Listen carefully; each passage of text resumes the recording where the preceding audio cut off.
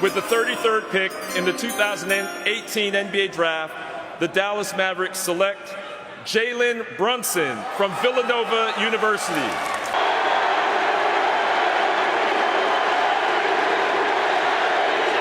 That was fun. That was fun.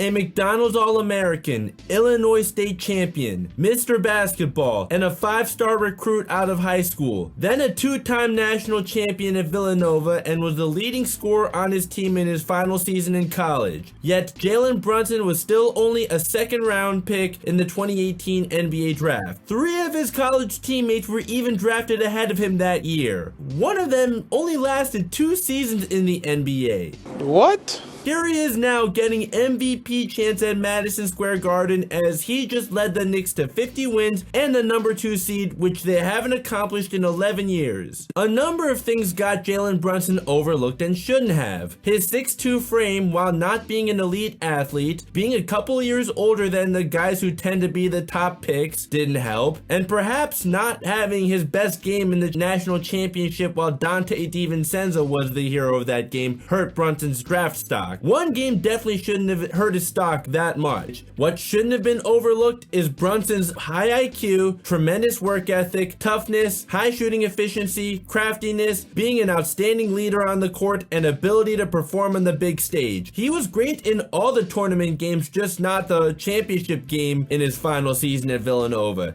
He still led his team in scoring for the whole tournament and was very efficient while doing so. According to his pre-draft scouting report on NBADraft.net, it says if Brunson could develop a more consistent floater and mid-range shot, it would help decision-making simpler while opening up angles to the rim while making him a more versatile scorer. He most certainly has been able to achieve that now. As for his defense, which he may not be known for and does have limitations due to his size, he's tough and he is a very good communicator on defense to make up for what he lacks in size. Rick Carlisle coached the Mavericks when Brunson was there, and when asked if there's any surprise for him that Brunson's as good as he is today, Carlisle said 0, and that he's had a bulldog mentality from day one, and we can see that today as he's among the league leaders in taking charges. Where Jalen Brunson got his amazing work ethic from? Tired is for the weak. Mentally strong. Go. Harder. Good. Jog back. Go. Go get the ball. I'm going to throw it to the fence if you don't jog back. Follow through though. Go back. Jog back. Up through the legs. Okay. Good. Go back. Jog back. Go. You might have to take another dribble. Go.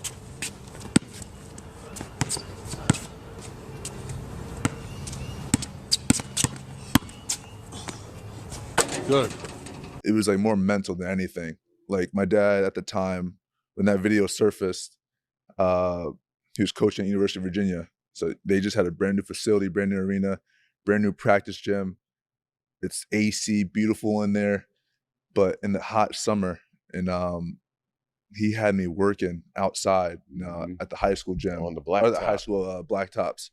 And so I'm thinking, like, why are we not just going to the AC? Going to the AC gym? Like, we can still get the same work in, whatever. The court's actually bigger in there. The lines are probably perfect and everything.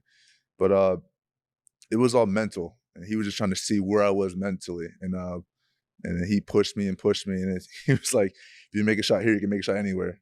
So I think as I grew older, obviously more skill-based workouts were implemented into what I was doing. But now that mental part of it was huge for me because I didn't really think about it until I got older. I was like, half the stuff I'm doing now is easy. Yeah, because I've been doing it. It's ingrained. Yeah. According to a tweet from North Carolina Central basketball coach Lavelle Moton, he met Brunson at Nike USA Basketball in 2015 in Colorado Springs when Brunson was a member of the USA U19 national team. The first 2 days, Brunson didn't play well and he told Jay Wright he's playing sluggish. The next day, he's at the gym at 5:30 a.m. and Brunson is drenched in sweat from a full workout. Afterwards, Brunson goes and makes 500 shots. before practice in 2 hours. Come to find out, he was sluggish because that was his daily routine and he was tired by the time practice came around. He asked him to chill until practice so we can get his best. Long story short, USA won gold and Brunson won MVP. When Jalen Brunson signed with the Knicks in the 2022 offseason, what went on behind the scenes, according to Tom Thibodeau, that we as fans didn't get to see is as soon as Brunson signed with them, he came to the gym to work out and his work ethic was contagious. By the end of the week, 5 people joined him. By the end of the second week, 10 were in the gym. More recently, Tibbs went as far as comparing Brunson's work ethic to Patrick Ewing. Jalen,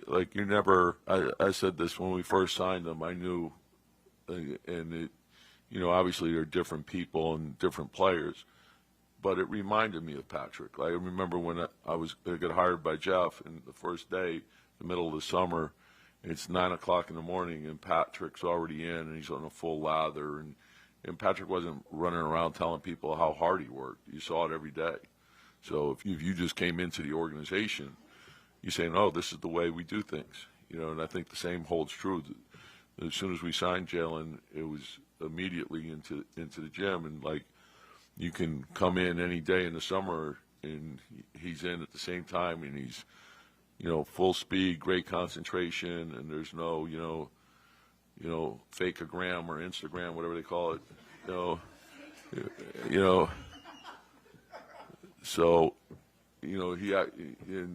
I think that sets the tone for your team. Tibbs was an assistant coach for the Knicks in the 90s when Rick Brunson was a teammate of Ewing. After graduating from Villanova in 3 years and being great enough on the court to have his number retired 2 years ago, even winning National College Player of the Year in his final season at Villanova, Brunson spent his first 3 seasons in the NBA coming off the bench for the Mavericks. By his 3rd season, he was 4th and 6th Man of the Year voting after averaging 12 points per game while shooting over 50% from the field.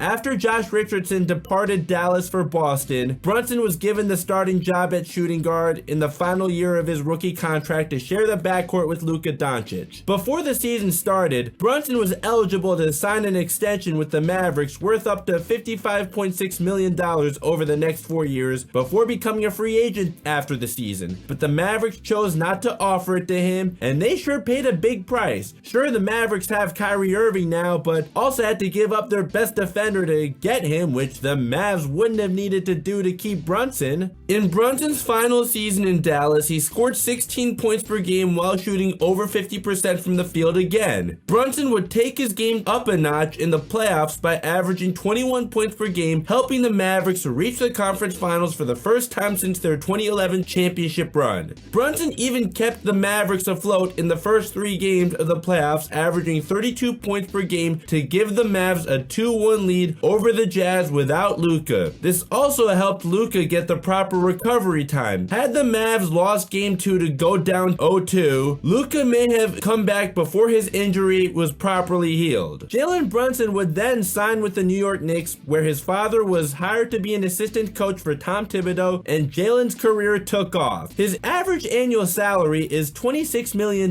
per year. We are not used to saying this about the Knicks, but this is grand larceny. Brunson is currently just the 52nd highest paid player in the NBA. I'm pretty sure it goes without saying that he is a lot better than just the 52nd best player in the NBA. The Knicks badly needed a point guard at the time, with Derrick Rose unable to stay healthy, and the Knicks signed Kemba Walker the previous year, and he was just not the star player he once was anymore. When Brunson signed with the Knicks, we thought the Knicks would be getting a very good player, but how many people knew he can be the best player on a team that can win a playoff series, especially when the Knicks missed the playoffs the previous year? Brunson just needed more on-ball duties to reach the potential a lot of scouts did not see in him when he was drafted. In fact, there was a 10-game stretch where Luka was out with an injury during Brunson's final year in Dallas, and Brunson averaged 21 points per game in that span. Things would get even better for Brunson last season when the Knicks acquired Josh Hart, his college teammate and roommate, at the trade deadline to be a great complementary role player on the team, and a guy Brunson already had great chemistry with.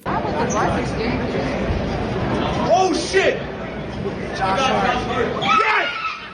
What? Oh my God. Knicks got Josh Hart.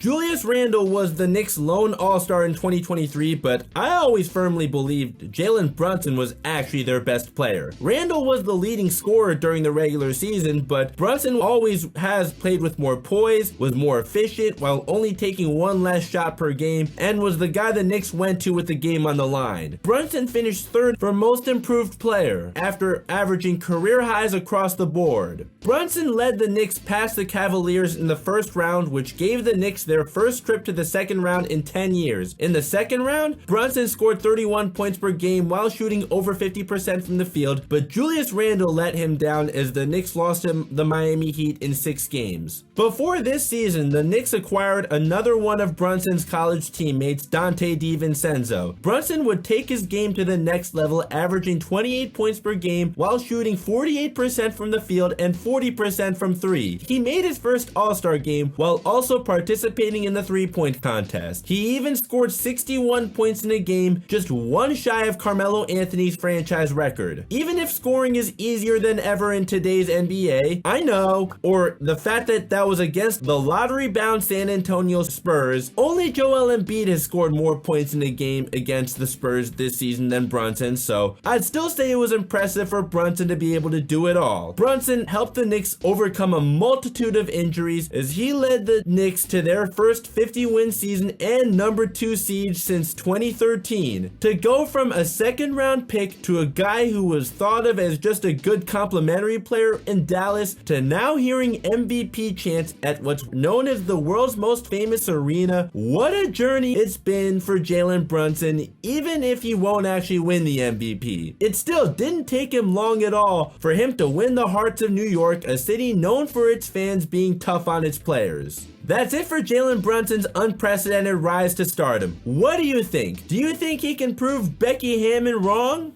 If your best player is small, you're not winning. John Stockton, Allen Iverson, Steve Nash, you could go down the list.